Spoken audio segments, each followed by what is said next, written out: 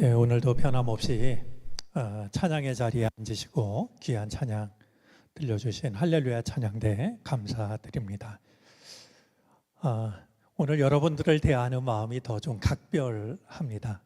지난주 제가 갑자기 말씀 나누는 일을 못하게 되었더랬습니다. 수요 예배 당연히 드리는 것이 마땅한데 전날 그 병원 측에서 갑자기 연락이 왔습니다. 제가 와서 이제 그 집도의 설명을 듣고 사인을 해야 이제 수술을 할 수 있겠다라는 얘기였는데 그 시간이 저 군포 쪽에서 10시쯤이었습니다. 그래서 급히 조숙현 목사님한테 말씀을 부탁했고 말씀을 준비해 주셔서 고맙습니다. 우리 할렐루야 찬양대원들을 보니까 꼭 어머니 뵙는 듯한 그런 마음도 들어서 각별한 마음이 들었습니다. 잠깐 말씀을 드리면 그 어머니가 19살 때 19살이면 요즘 아이들 같기도 한데요. 아버지가 먼저 서울로 내려오셨고 그 사이에 남북 간의 통행이 막혔습니다. 남편이 이제 돌아오지를 못하자 어머니가 19살 나이에 38선을 혼자 넘어서 남편을 찾아왔더랬습니다. 어머니의 외할아버지가 박도기 목사님인데 박도기 목사님은 우리나라 침례교 첫 번째 순교자이시기도 합니다. 그분이 시베리아로 복음을 전하러 가다가 그 거의 이제 다 도착했을 때 그만 풍랑을 만나서 그 목숨을 잃게 됩니다. 그 러시아 사람들이 그 얘기를 듣고 도대체 그들이 전하려고 했던 예수가 누구길래 이렇게 목숨을 걸고 배를 타고 여기까지 왔겠는가 하면서 복음은 전하지 못했지만 그 지역에 있는 이들이 복음을 받아들였다라는 그런 이야기를 들었습니다. 올해가 95세신데 지금까지 한 번도 병원에 입원해 본 적이 없으셔서 저것도 정말 큰 복이다 이제 이런 마음을 늘 가지고 있었는데 이번에 집에서 넘어지셨고 고관절 수술을 받게 되었습니다. 덕분에 그 어머니와 좀 마음속에 이렇게 담아두었던 이야기를 많이 이제 침대 옆에서 나누는데요. 이번에 제가 처음 듣게 된 얘기가 있습니다.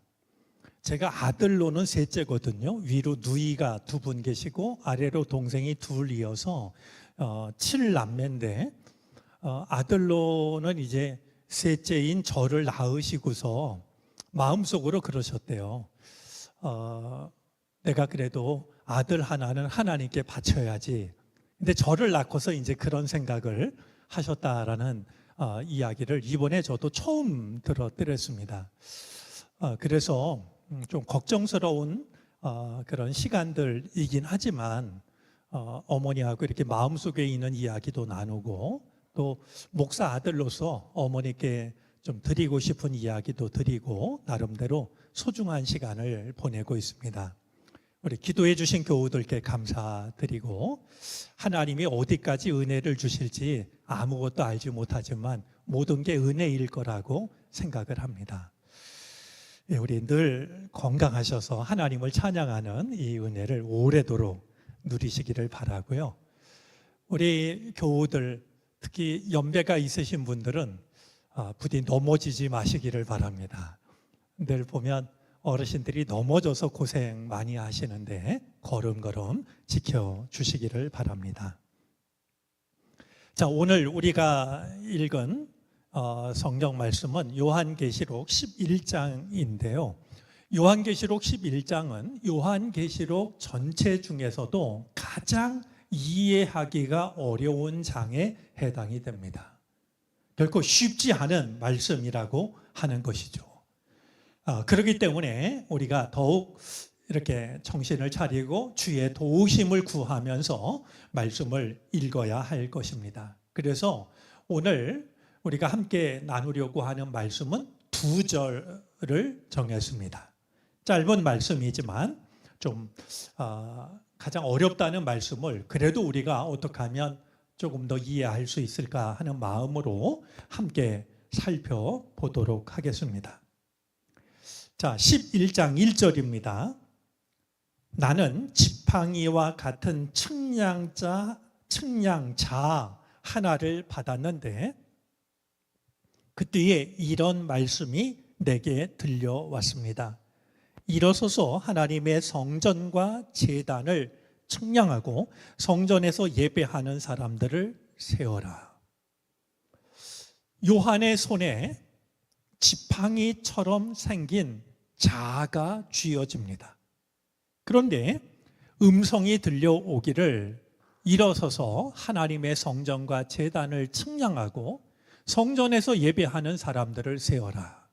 여기서 세다라는 말은 측량하다라는 말과 같은 의미를 가지고 있는 말입니다. 자, 우리가 지난 시간에 두루마리를 먹으라라는 말씀을 듣고 이 두루마리를 배불리 먹었던 요한을 우리가 지난 시간에 생각을 했습니다. 하나님의 말씀으로 속을 채운 요한에게 자가 주어집니다. 측량자가 주어지고 성전과 제단과 하나님을 예배하는 자를 측량하라는 말이 들려졌던 겁니다. 여러분, 이 성전을 측량한다라는 말은 2가지 의미가 있습니다. 하나는요, 성전의 회복을 의미합니다. 여러분, 우리가 이렇게 무너졌던 집을 다시 세울 때도 자로 이렇게 정확하게 재서 이제 집을 세우는 거 아니겠습니까? 그런 면에서 성전을 측량한다라는 이 말이 갖고 있는 첫 번째 의미는 회복, 재건, 보호, 이런 의미를 가지고 있는 것이죠. 이와 같은 내용을 우리 구약 성경에서도 찾아볼 수 있는데요. 먼저 에스겔 40장 3절 말씀을 한번 보겠습니다. 우리 한번 읽어 주시겠습니까?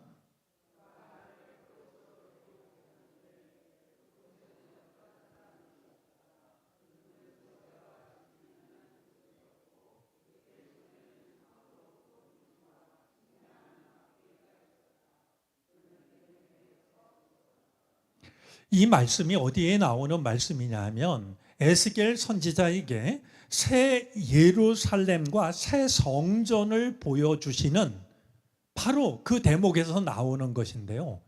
지금 에스겔이 활동하던 시대에 성전은 다 불탔고 허물어졌습니다. 그럼에도 불구하고 이 에스겔에게 주님께서 이제 귀한 모습을 보여주시는데 주님의 손에는 삼으로 꼰 줄과 측량하는 막대기가 있었다. 이것은 바로 무너진 성전을 다시 일으켜 세우시려고 하는 하나님의 의지를 드러내고 있는 겁니다. 자, 뿐만 아니라 우리 스가랴서 말씀도 한번 보겠습니다. 스가랴서 1장 16절인데요.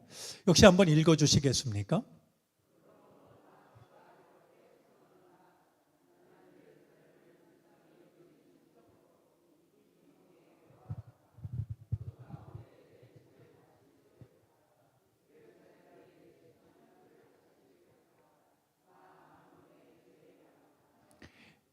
내 집을 다시 세우겠다. 허물어진 하나님의 집을, 성전을 다시 세우겠다라고 하시면서 예루살렘 위에 측량줄을 다시 긋겠다. 무너진 성전을 아무렇게나 세우는 게 아니라 하나님이 정하신 대로 세우기 위해서 내가 측량줄을 다시 긋겠다라고 분명하게 일러주시는 걸 보게 됩니다. 자, 이번엔 스가랴 2장 1절 2절인데요. 역시 한번 읽어주시겠습니까?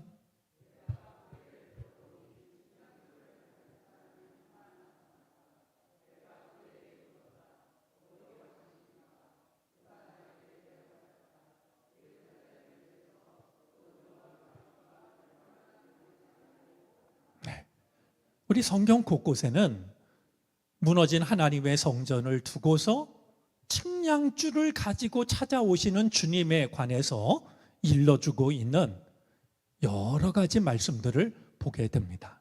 여러분, 우리의 삶이 무너져 있을 때에도, 우리의 믿음이 무너져 있을 때에도 주님은 우리를 찾아오십니다. 손에 무엇을 들고?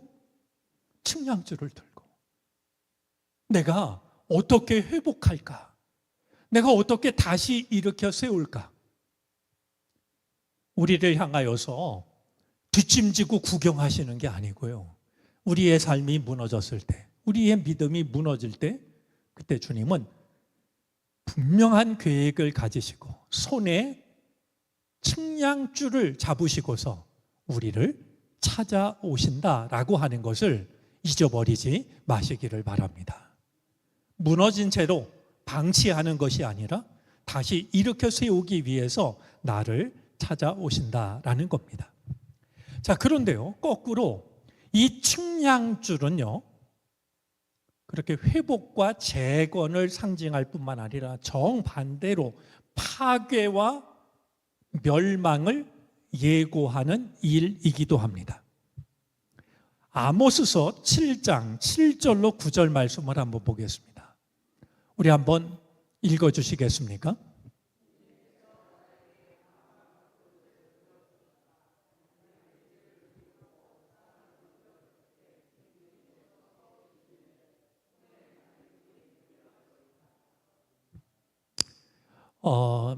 에돔에 관한 말씀인데요. 이제 그 심판하실 때에도 주님의 손에 무엇가 들려 있냐면 바로 측량하는 줄이 들려져 있는 겁니다. 자, 이번엔 예레미야 애가 2장 8절 말씀을 한번 보겠습니다. 읽어주시겠습니까?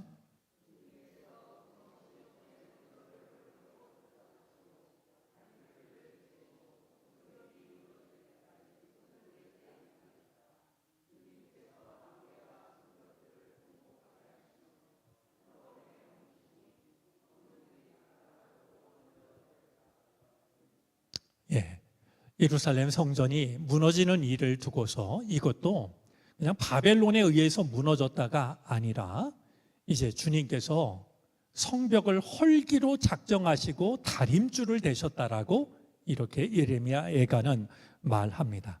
이번에는 이사야 34장 11절 말씀입니다. 읽어주시겠습니까?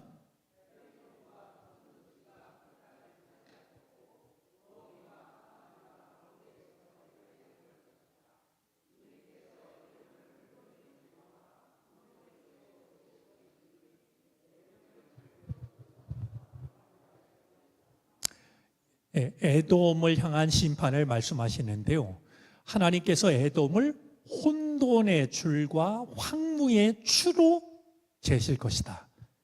이렇게 하나님께서 자와 추를 가지고 계시다라고 하는 것은 다시 일으켜 세우시는 뜻도 있지만 때로는 허무실 때에도 이렇게 하나님께서 손에 줄을 가지고 계시다라고 하는 것을 우리 성경을 통해서 확인하게 됩니다.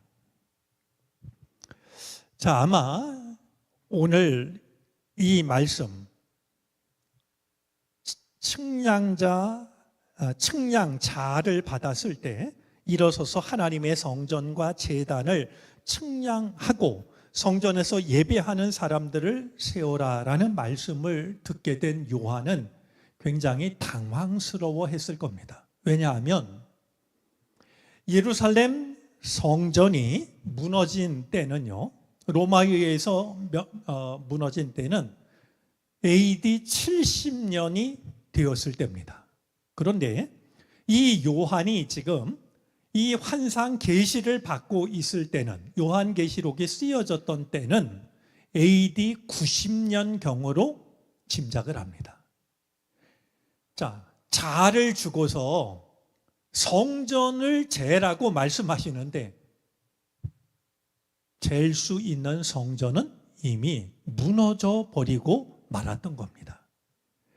자, 그런 점에서 여기서 말씀하고 있는 이 성전이라고 하는 것은 건물이 아니라 바로 그리스도의 교회, 그리스도의 백성들이라고 하는 것을 짐작하게 됩니다. 눈에 보이는 건물이 아니라 예수 그리스도를 끝까지 신앙하는 교회의 공동체,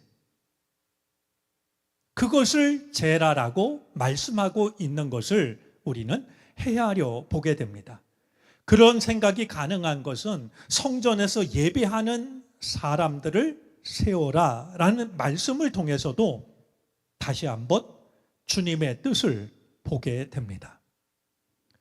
여러분, 우리 기독교인들은요, 믿는 사람들은 자기의 신앙을 믿음의 자로 늘 재어 보아야 됩니다. 제가 감히 여쭙지는 않겠습니다만 여러분들 하루에도 몇 번씩 올라가는 데가 저울일지 모릅니다. 내 몸무게가 얼마나 늘었나 줄었나 확인하려고 올라가지 않습니까? 그런데요, 우리가 우리 이 몸뚱아리의 건강을 위해서는 하루에도 몇 번씩 올라가서 그 눈금을 보는데요, 내 신앙의 저울에는 올라가려고 하지를 않습니다. 우리가 우리 몸을 위해서는요, 몇 킬로가 늘었는지 몇 킬로가 줄었는지 열심히 관심을 가지고 체크를 하는데 우리들의 믿음이 어떻게 되어져 있는지는 자로 재려고도 하지 않고 저울에 달아보려고도 하지 않는다라는 거예요. 근데 주님께서는 지금 요한에게 자를 주시면서 말이죠, 성전도 재어보고 제단도 재어보고 믿는 자들도 재어보라고 말이죠. 이렇게 말씀을 하고 계신 겁니다. 제가 오래전에 읽었던 책 중에 브루그만이 쓴 예언자적 상상력이라는 책이 있습니다. 우리 교회가 잃어버린 것 중에는 예언자적 상상력이 있는데 그것을 되찾기 위해서는 두 가지가 필요하다고 말합니다. 하나는 자기 비판화입니다. 세상이 우리를 욕하는 게 아니고요, 세상이 우리를 비난하게 두는 게 아니라 우리가 우리 스스로를 돌아보는 겁니다. 뭐가 잘못됐는지. 또 하나는 자기 동력화입니다. 신앙이 껍데기만 남아있는 신앙이 아니라 우리들의 신앙이 얼마나 살아 움직이는 신앙인가, 우리의 신앙이 동력을 회복하는 말이죠. 거기에 우리가 예언자적인 기능을 회복할 수 있는 것이 달려 있다라고 이렇게 지적을 하고 있습니다. 우리 그리스도교 공동체는 무질서한 환란 중에서도 질서가 부여됩니다. 경계선이 분명하고 치수도 정확합니다. 예배 중에 그리스도인들은 구원의 질서 한가운데 있게 되고 마귀의 무질서와는 확연하게 경계를 긋게 됩니다. 이제 우리가 신앙생활 하면서요, 오늘 요한의 손에 측량줄이 주어졌던 것처럼 우리가 그 줄을 우리도 받아서 과연 이 땅의 교회가 하나님의 거룩하심을 지켜가고 있는가? 우리가 우리 자신을 돌아봐야 되고, 나는 지금 내 믿음을 어떻게 지키고 있는가? 내가 내 믿음을 자로, 줄로, 때로는 저울로 내 믿음을 확인해야 한다 하는 것이죠. 요한에게 측량줄을 주셨던 주님께서는 오늘 우리들에게도, 이 땅의 교회에게도 측량줄을 분명히 주실 겁니다. 이 줄을 가지고 오늘 우리들의 교회를 우리가 돌아보고 나의 믿음을 돌아보고 잘못된 것을 바로잡을 수 있게 되기를 바랍니다. 제가 우리 교직원들하고는 이야기를 나눴는데요. 제가 지난주 소록도를 다녀오다가 순천을 지날 때였습니다. 오래전에 제가 순천에 말씀을 전하러 다녀온 적이 있었는데 그때 그 후배 목회자가 참 인상적이었습니다. 신학을 공부하려고 하자 담임 목사님이 너 학위 욕심 부리지 말고 외국 유학 가는 거 욕심 부리지 말고 큰 교회 욕심 부리지 말고 신학 공부를 하면 고향으로 내려와서 고향 땅을 지켜라. 목사님이 얘기하셨는데요. 그 담임 목사님 이야기가 자기에게는 하나님의 음성처럼 들렸다는 거예요. 고향에 내려와서 목회를 아주 잘하고 있는 후배였는데 그 교회 가서 부흥의 말씀을 전한 일이 있었어요. 그 뒤로 소식이 끊긴 지가 오래됐는데 순천을 지나가다가 혹시 이 친구가 아직도 순천에 있을까 궁금해졌어요. 그동안 혹시 전화번호가 바뀌지 않았을까? 연결이 된다라는 자신은 없었지만 제 핸드폰을 보니까 이름이 여전히 남아 있었어요. 전화를 걸었더니 반가운 목소리로 전화를 받았습니다. 고맙게도 그는 여전히 고향 땅을 지키고 있었어요. 목소리 들었으면 됐다라고 했지만 그는 먼 길을 달려 나와서 반갑게 만났는데요. 저녁 식사를 같이 하다가 저를 부끄럽게 하는 이야기를 들었어요. 고향에 예배당을 새로 건축하고 목회를 잘하는 친구인데요. 그 교회 장로님과 함께 반장로님이라고 저도 만난 분입니다. 그 반장로님과 함께 섬 지역을 다니면서 선교를 해왔는데 그 반장로님이 먼저 세상을 떠나게 됐다는 거예요. 근데 세상을 떠나시는 이 장로님께서 목사님에게 섬 선교를 지켜달라고. 내가 없어도 섬 선교하는 일을 포기하지 말아달라고 유언을 남겼다는 거예요. 그런데 교회를 담임하는 일과 섬 선교를 하는 이 두 가지 일을 하는 게 너무나도 어려워가지고요.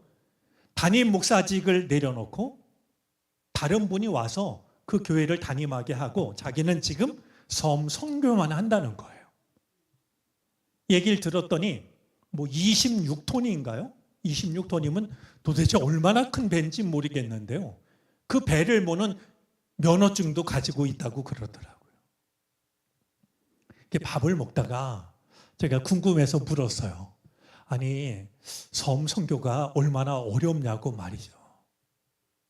그랬더니 정말 자기가 다니는 섬 중에는 섬에 딱 한 사람 살고 있는 섬도 있는데 할머니 혼자 사는 섬도 있대요. 전화를 해서 혹시 뭐 필요한 거 없는지 묻고 이런 생필품을 챙겨가지고 이제 찾아가서 이야기도 나누고 복음도 전하고 또 기도해드리고 이렇게 온다는 거예요. 제가 얘기 끝에 그 섬 선교를 하려면 비용이 많이 들 텐데 그걸 어떻게 감당하냐고. 그래서 이 후배가요. 그냥 웃으면서 그래요. 하나님이 다 채워주셔요. 그러면서 하는 한마디가 마음에 크게 찔렸어요. 아직은 건강해서 일용직 노동을 할 수 있다는 거예요. 말은 점잖게 했지만 그 말을 바꿔서 생각하니까 이 친구가 공사장에 가서 노가다를 하면서 그 돈을 가지고 섬 선교를 하고 있는 거구나.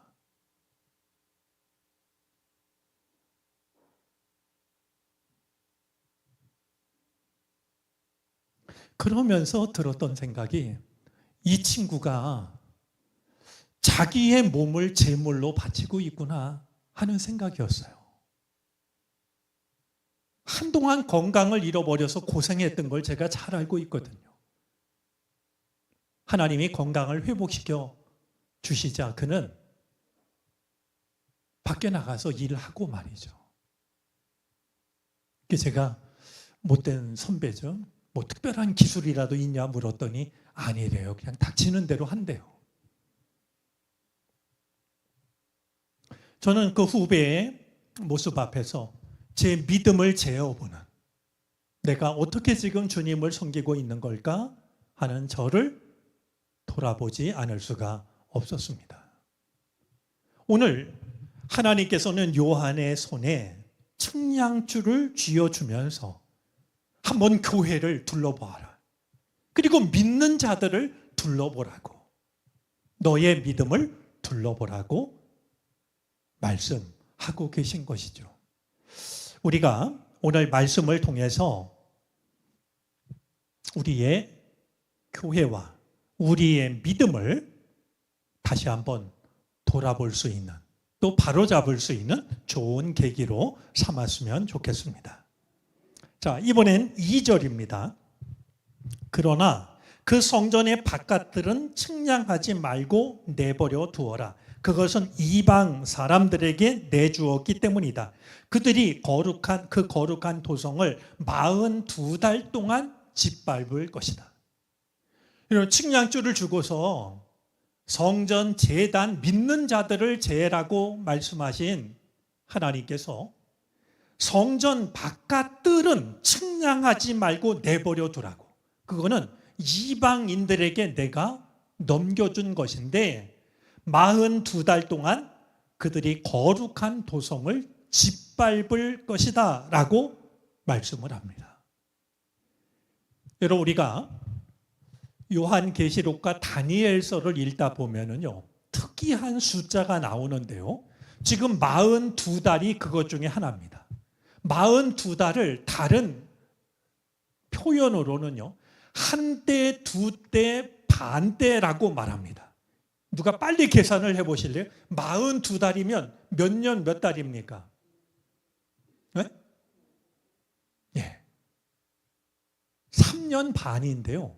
그래서 한 대, 두 대, 반대 이걸 합하면 3년 반이 됩니다. 또 다른 표현으로는요, 1260일이라고도 나옵니다. 이것이 다 42달 혹은 3년 반을 표현하는 말들이 됩니다. 과연 42달 동안 저 이방인들이 거룩한 성전을 짓밟는 이것은 무엇을 의미하는 것일까요? 역사적으로 돌이켜보면 분명한 한 가지 사건이 있었습니다. 안티오코스 에피파네스가 다스릴 때였는데요. 그는 이 철저하게 헬라 문화를 신봉하는 사람이었습니다. 당시 이스라엘은 수리아와 이집트 중간에 위치하고 있었는데요. 수리아를 다스리던 이 안티오코스는 유대인들이 이집트 쪽으로 기울지 않을까 염려를 해가지고요, 이스라엘을 무력으로 진압하게 됩니다. 그래서 하나님을 향한 믿음을 아예 뿌리째 뽑기 위해 가지고요, 이 안티오코스 에피파네스가 어떤 선택을 하냐 하면요, 예루살렘에 있는 시민들 8만 명을 죽입니다. 몇만 명이요? 8만 명을 죽였습니다. 그리고 종으로 팔기도 했고요. 율법서를 가지고 있거나 자식에게 할례를 행하는 자들은 무조건 사형에 처합니다. 성전을 더럽히고 성전 부속 건물에 공창을 마련했습니다. 창녀가 드나들게 만들었고요. 성전 뜰에는 제우스 신상을 세우고 유대인들이 금지하고 있는 돼지를 잡아서 제사를 드리게 했습니다. 이것에 저항하는 자들은 무참히 죽여버렸죠.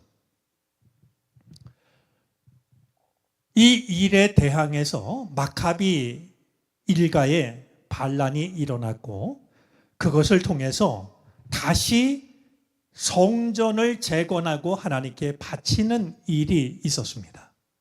그런데요, 이 안티오코스 에피파네스에 의해서 성전이 짓밟혔던 기간이 BC 168년 6월부터 165년 12월까지였습니다.